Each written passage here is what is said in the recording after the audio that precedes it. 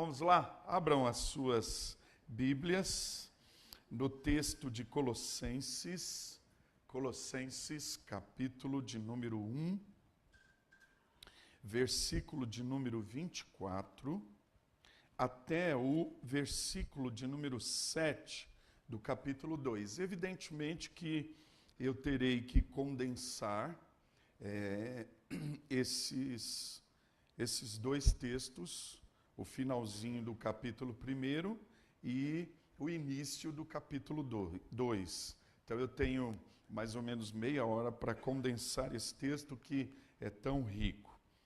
Colossenses, capítulo de número 1, versículo 24, até o versículo de número 7 do capítulo 2. Prestem bem atenção. Agora me regozijo nos meus sofrimentos por vós. Olhem só, os sofrimentos de Paulo, antigamente ele perseguia a igreja. Ele presenciou, por exemplo, a morte de Estevão e aprovou. Agora ele sofre, mas ele sofre terrivelmente, ele padece mesmo. São muitos, mas muitos sofrimentos, a tal ponto de Paulo ter sido considerado morto diante de um momento que ele foi apedrejado.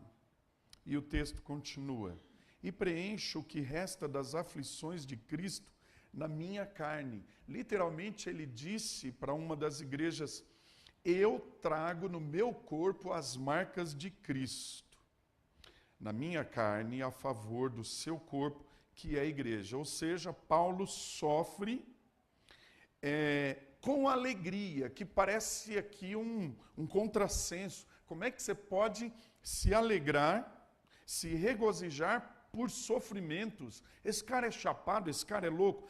Ele é louco por Jesus. Por isso que ele sofre com alegria, com regozijo no coração, porque ele sabe quem ele era.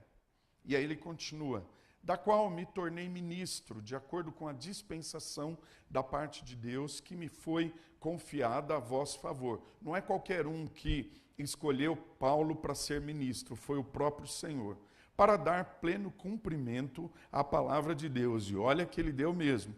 O mistério que estivera oculto dos séculos e das gerações, agora, todavia, se manifestou aos seus santos, aos quais Deus quis dar a conhecer qual seja a riqueza da glória deste mistério entre os gentios, isto é, Cristo em vós, a esperança da glória. Grifem esse versículo 27, nessa parte B, isto é, Cristo em vós, a esperança da glória. E essa esperança, versículo 28, nós anunciamos, advertindo a todo homem, ensinando a todo homem em toda a sabedoria, a fim de que apresentemos todo homem perfeito em Cristo. Já já a gente explica esse perfeito em Cristo. Para isso é que eu também me afadigo. De novo ele cita essa ideia do versículo 24, do sofrimento que ele passa por causa de Cristo. E aí ele diz: me afadigo, esforçando-me o mais possível, segundo a sua eficácia que opera eficientemente em mim. Gostaria, pois, que soubesseis quão grande luta venho mantendo por vós, pelos laodicenses e por quantos não me viram face a face, para que o coração deles seja confortado e vinculado juntamente em amor, e eles tenham toda a riqueza da forte convicção do entendimento, para compreenderem plenamente o mistério de Deus, Cristo, em que todos os tesouros da sabedoria e do conhecimento estão ocultos. Assim, digo, para que ninguém vos engane com raciocínios falazes. Pois, embora ausente quanto ao corpo, contudo em espírito estou convosco, alegrando-me. De novo ele fala dessa alegria em sofrer por causa do Evangelho, em sofrer para que a igreja de Cristo fique bem. e verificando a vossa boa ordem e firmeza da vossa fé em Cristo. Ora, prestem bem atenção nesse versículo 6. Como recebestes Cristo Jesus, o Senhor, assim andai nele. Depois a gente falará sobre isso também. E olhem só, versículo 7, que na verdade cada parte desse versículo 7 daria um sermão. Então ele diz, nele radicados e edificados e confirmados na fé, tal como fostes instruídos. E ele instruiu muito bem. E aí ele conclui essa parte do texto com respeito ao desejo de sucesso espiritual desses cristãos de Colossos. Ele diz, crescendo em ações de graça. Curve a sua cabeça mais uma vez para a gente falar com o Senhor. Deus, estamos diante de um texto tão precioso, tão rico, e que traz afirmações tão profundas para o nosso caráter cristão, para a nossa vida na Tua presença. Então, Espírito Santo, Tu que és o nosso Consolador e Tu que nos apontas Cristo, nos instrui nessa manhã, através desse texto, falando conosco, sensibilizando-nos para que sejamos pessoas mais antenadas no reino, mais ligadas em Ti, mais verdadeiras, mais perfeitas no sentido bíblico. Atua em nós, Espírito, porque se Tu não atuares, nada de extraordinário, nada de relevante na nossa vida cristã pode acontecer. Então toque em nós, por favor, ó Espírito Santo. Oramos agradecidos em nome de Jesus. Amém. Amém.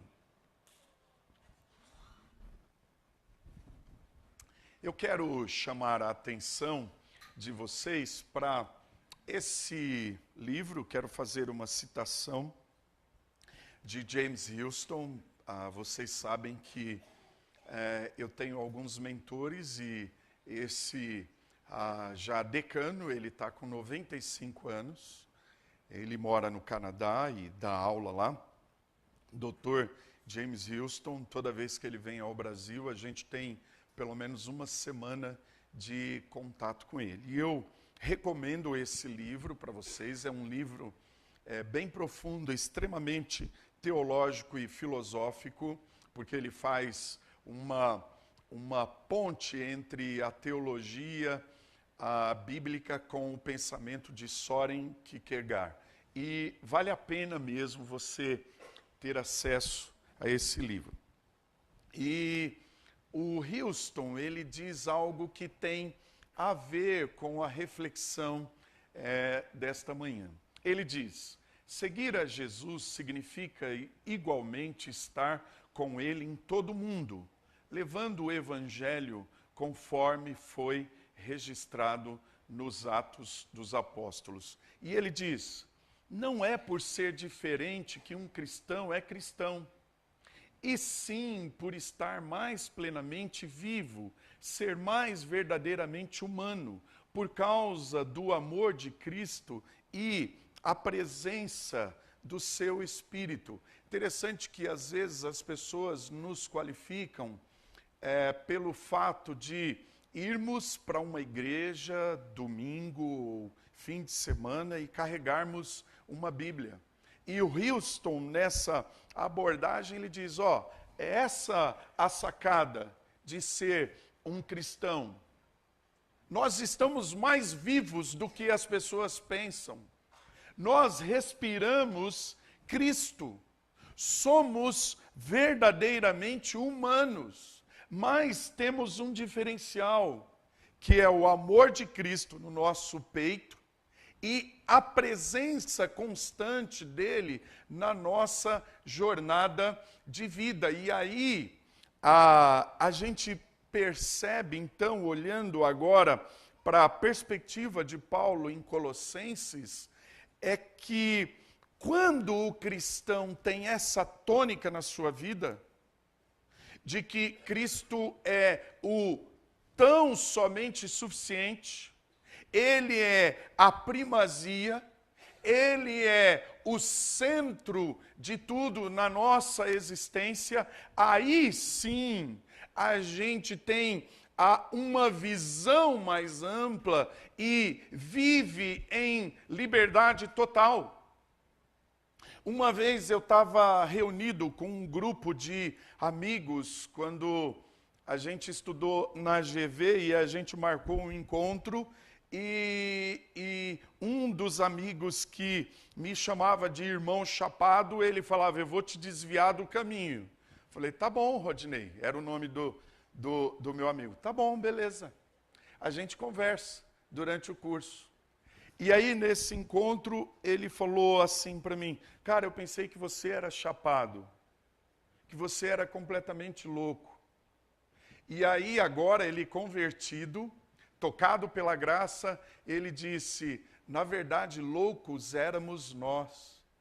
Porque a gente, na minha época, né, gente, usava lança-perfume, a gente colava na prova, a gente saía na hora da aula para beber, a gente farrava com as meninas e a gente achava que você era o chapado, que você era o louco, que você era o fora da órbita, que você era o extraterrestre.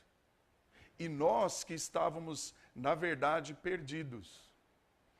Então, essa é a diferença de uma pessoa que anda com Cristo, gente. Ela é mais normal do que qualquer um. Ela é mais humana e, na verdade, entende melhor essa ideia de ser humano, mas a ideia de estar na presença de Cristo, de andar com Cristo, de servir a Cristo. Então, a ideia que Paulo traz para nós, nesse texto do capítulo 1, a partir do versículo 24, é que nós devemos ser perfeitos em Cristo Jesus. E olha só a fala de Paulo, nesses 2 versículos, 27 e 28, aos quais Deus quis dar a conhecer qual seja a riqueza da glória deste mistério entre os gentios. Ou seja, Cristo não é mais só falado, não é mais só esperado como anunciava-se no Velho Testamento. Agora, ele é uma realidade palpável. Esse mistério que era pregado pelos patriarcas, pelos profetas antigamente, agora está vivo, está entre nós. E ele, na leitura aqui de Paulo, ele une a judeus e gentios. E ele tem os seus eleitos entre judeus e gentios. A palavra viva chega agora para todos os pecadores, incluindo gentios e judeus. E aí ele trabalha essa ideia que mexe com a gente. Cristo em vós. Cristo em vós. A esperança da glória, o qual anunciamos advertindo a todo homem, ensinando a todo homem em toda sabedoria, a fim de que apresentemos todo homem em Cristo de maneira perfeita. De maneira perfeita. Olha só, gente, eu quero dizer para vocês hoje que essa perfeição em Cristo tem a ver com Cristo em nós. Não há nenhuma possibilidade de você ser um cristão em Cristo sem tê-lo dentro do seu coração. Não tem jeito.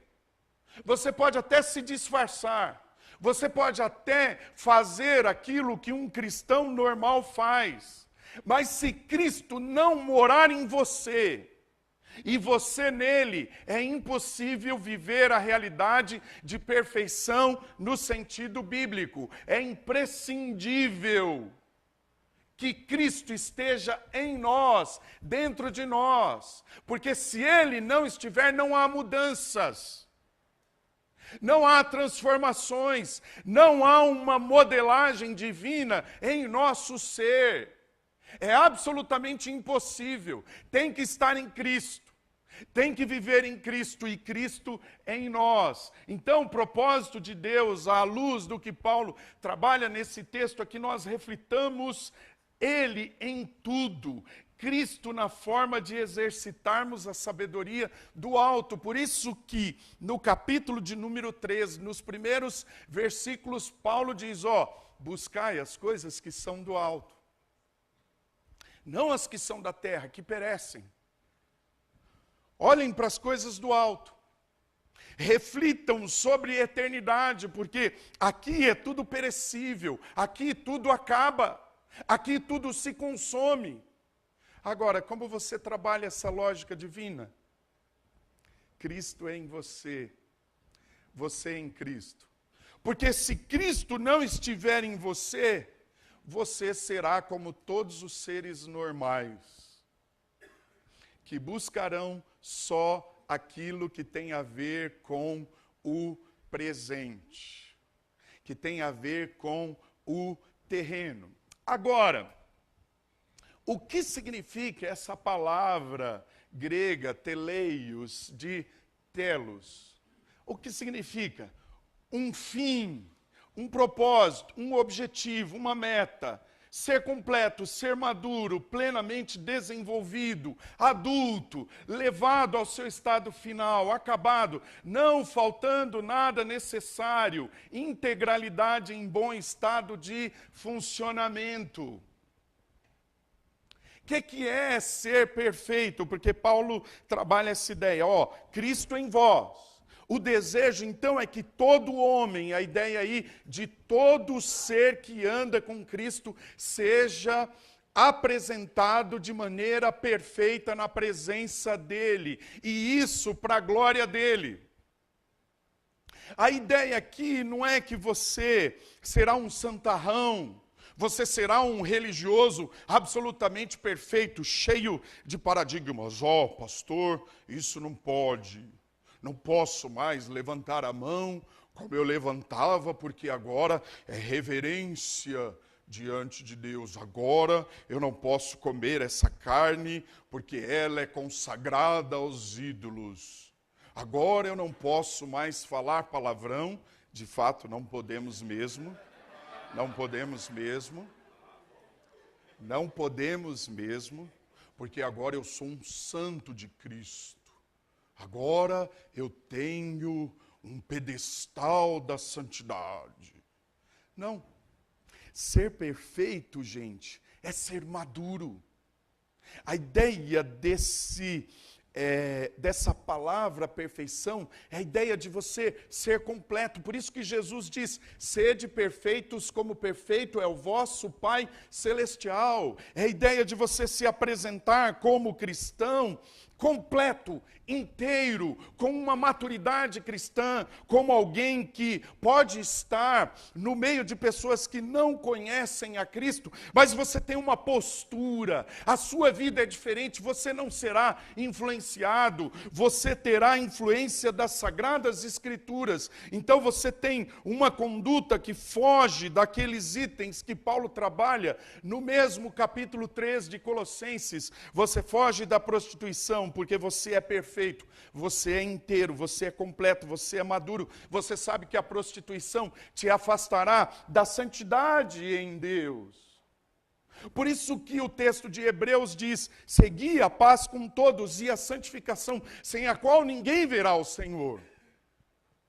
Essa ideia da santificação, essa maturidade para com aquilo que tem a ver com as verdades da palavra, o conjunto de verdades. Quando Paulo fala aqui de fé e firmeza nessa fé, ele está tratando do conjunto de verdades acerca da Sagrada Escritura, tudo aquilo que diz respeito à glorificação do nome do Senhor através da nossa vida. Então, você não é um Maria vai com as outras, você não vai agir com dois corações na sua vida cristã, você andará temendo ao Deus da sua vida, porque Cristo está em você. Então, quando você pisa num lugar onde a incredulidade está pairando, ali pisa um eleito de Deus, um perfeito em Cristo Jesus, um cristão maduro, completo, inteiro, que tem a percepção de Deus dentro de si mesmo.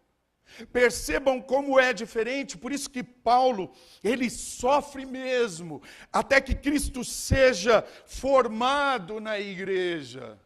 Até que a igreja tenha a percepção verdadeira de quem Cristo é mesmo.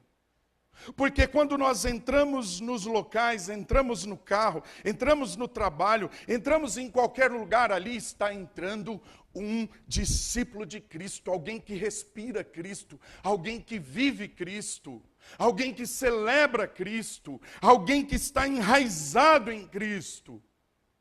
Agora, vejam vocês, que coisa louca que a gente está vivendo na nossa sociedade. Há quem diga que somos 40 milhões de cristãos nesse Brasil. Corrupção só aumenta. O cara diz que é cristão, mas é preso porque tem um monte de dólares em casa que não são seus. E ele diz que ele ganhou. Mas são milhões de dólares. O cara diz que é cristão e está no terceiro casamento e já está se aventurando com a quarta mulher. O cara diz que é cristão e está devendo meio mundo. E aí a coisa chega aqui no gabinete pastoral, pastor, fala para esse cara me pagar, porque senão eu dou um tiro na cabeça dele, porque ele me deve e ele não fala nada. E o cara que diz que quer dar um tiro na cabeça também é cristão, tá? Não tem alguma coisa errada, gente?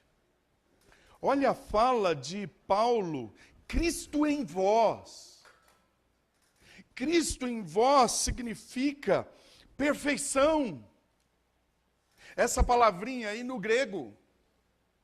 Perfeição na vida. Não ausência de pecado, porque nós somos o reflexo de Cristo, mas pecadores.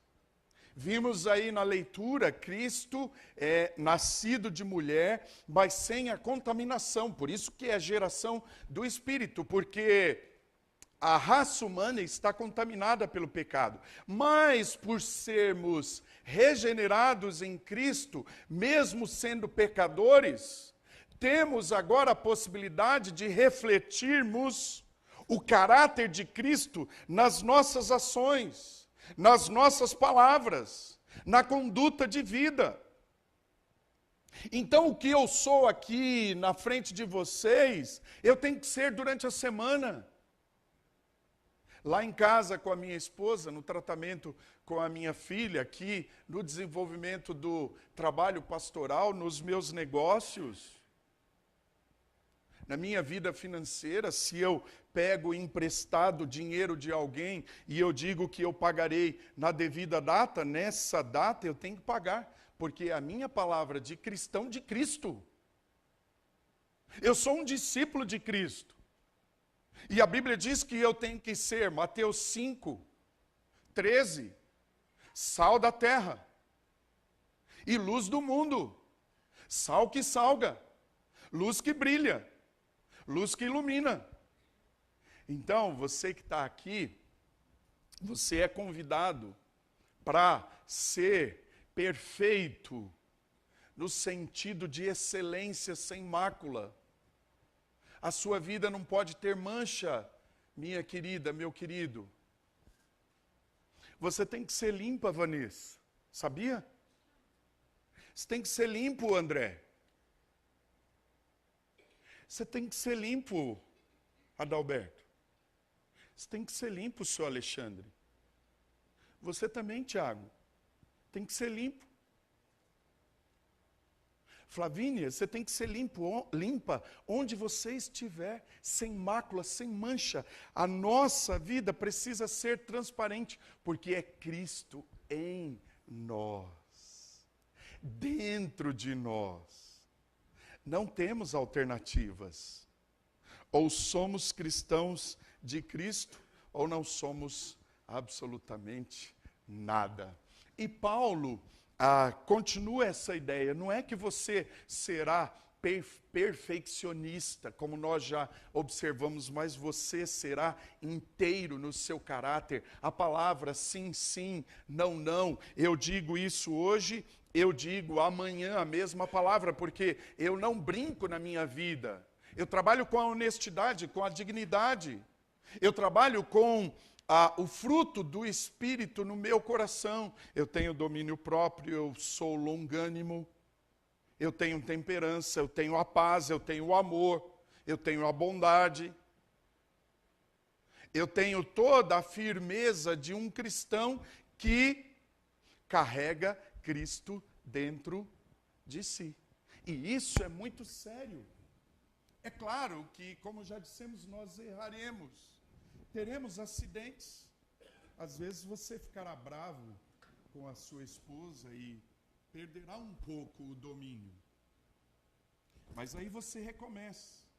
Você pede perdão e pede a graça do eterno Deus para continuar rumo a essa perfeição em Cristo. Então sejamos maduros. Sejamos completos no reino de Deus, brilhemos no reino, tudo para a glória do Pai. Eu quero chamar a atenção para essa ideia da perfeição, e que às vezes a gente se confunde, mas a ideia de ser perfeito é se parecer cada vez mais com Jesus Cristo de Nazaré. Quando a pessoa senta com você e ela diz: ô Zé Melo, você tem um jeito diferente, cara. Não, peraí, as suas palavras, o jeito de você se conduzir, o jeito de você se preocupar com a minha vida, reflete algo dentro de você. Tem algo aí diferente. E aí o Zé Melo pode dizer: tem sim. Cristo em mim e eu em Cristo. Essa é a diferença no meu coração. Segunda lição que Paulo trabalha para a gente concluir essa reflexão é: a gente precisa andar sempre em Cristo Jesus. Ora, como recebestes Cristo Jesus, e aqui eu quero bater sempre na tecla, não somos nós que aceitamos Cristo, gente. Paremos com essa falácia. É Cristo quem nos recebe, é Cristo quem nos aceita. Morto não pode aceitar nada, morto não sente nada. E a Bíblia diz que nós estávamos mortos nos nossos delitos e pecados, Efésios 2:1. Nós é que fomos aceitos, nós que recebemos Cristo. É o que Paulo diz: o Senhor, assim andai nele radicados e edificados e confirmados na fé, tal como fostes instruídos, crescendo em ações de graças. Olha aqui, que base para andarmos nele. Essa ideia, nele radicados, é a ideia de você ter uma árvore, aquela ideia do Salmo 1, e as raízes dela são raízes profundas.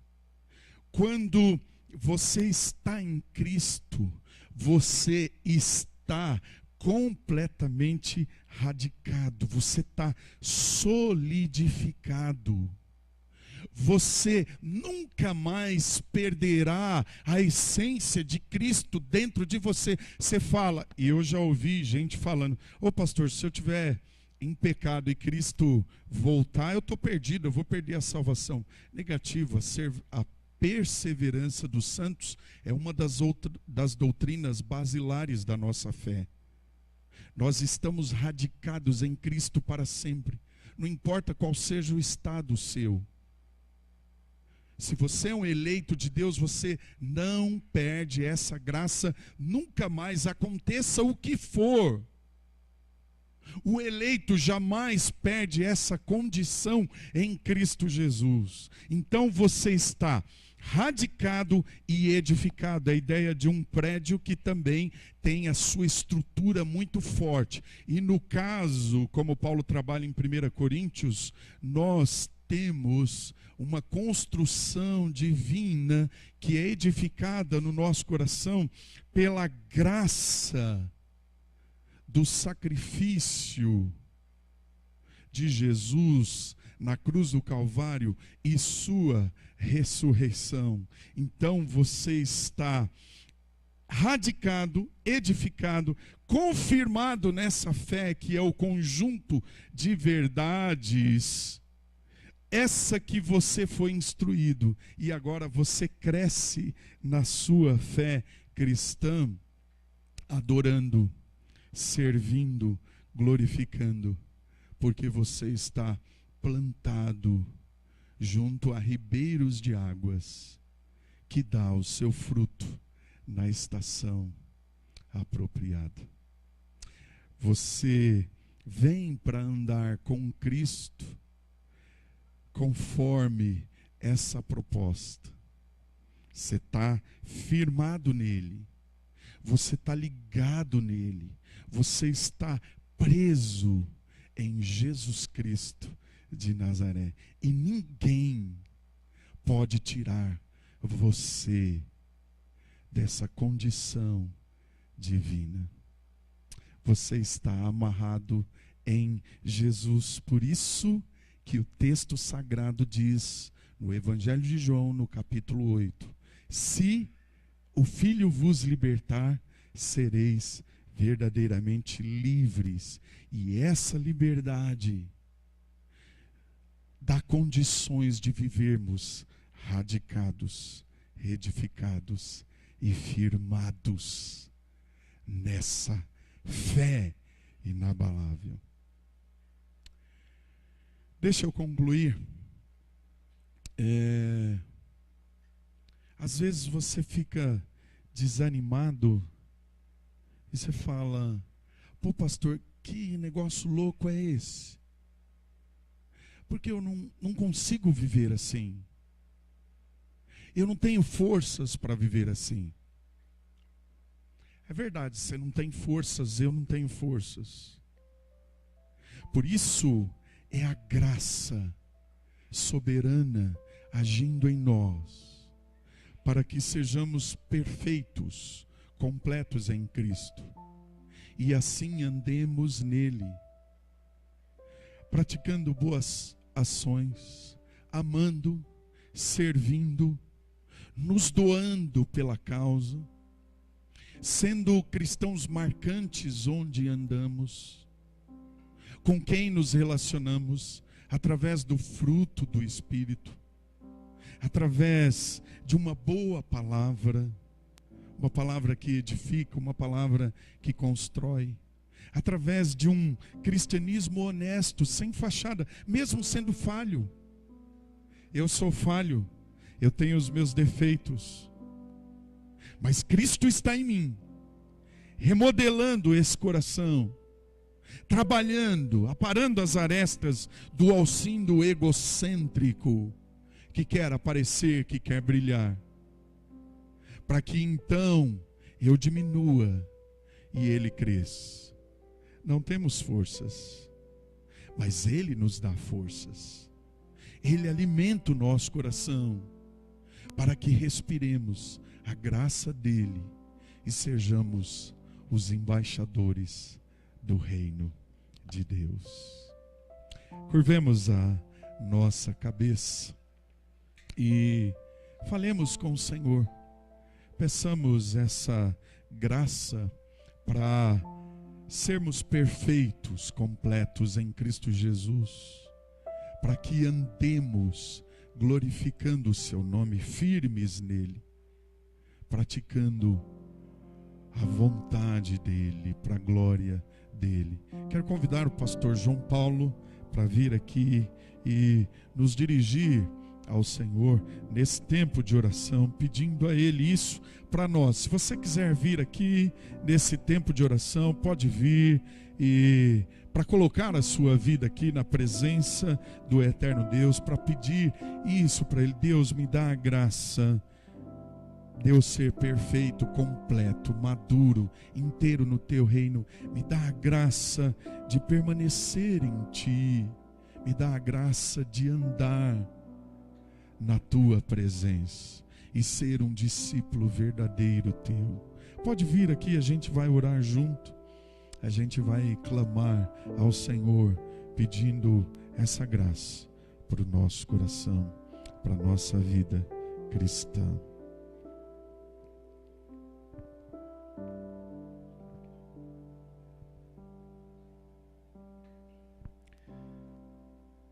Senhor Deus, não há outro além de Ti. Tu és o Deus único, Deus verdadeiro, Deus criador de todas as coisas e aquele que com a palavra do seu poder todas as coisas sustenta. Nós existimos porque o Senhor nos dá a vida, mas tem nos dado algo ainda melhor do que a vida, que é a Tua graça. E obrigado porque essa graça se renova, essa graça é inacabável, essa graça não desiste de nós. Pelo contrário, essa graça vem sobre nós, nos transforma, nos reforma, tira as nossas deformidades e vai nos fazendo mais parecidos com Cristo, de glória em glória. Então, ó Deus, nós rogamos, Pai, que o Senhor continue essa obra por meio do Teu Espírito. Venha sobre nós de maneira poderosa, Deus, e faça-nos cada vez mais enraizados em Cristo. Uma vez que, pela graça, nós recebemos a Cristo Jesus, que nós, enraizados nele, andemos nele. Faça de nós mais perfeitos, ó Deus. Que a cada dia o Senhor expurgue de nós as nossas deformidades, as nossas imperfeições. Que o Senhor tire de nós a nós mesmos e coloque Cristo no lugar. E assim nós caminharemos cada vez mais para a perfeição. Pai, abençoa cada pessoa aqui presente, cada família, cada um de nós. Tu conheces as vitórias, Tu conheces as derrotas, tu conheces as alegrias, Tu conheces as tristezas, Tu conheces cada circunstância menor ou maior das nossas vidas, e nós nos colocamos diante do Senhor, Pai, não como pessoas que merecem, mas como aqueles que levantam mãos vazias para receber da Tua graça.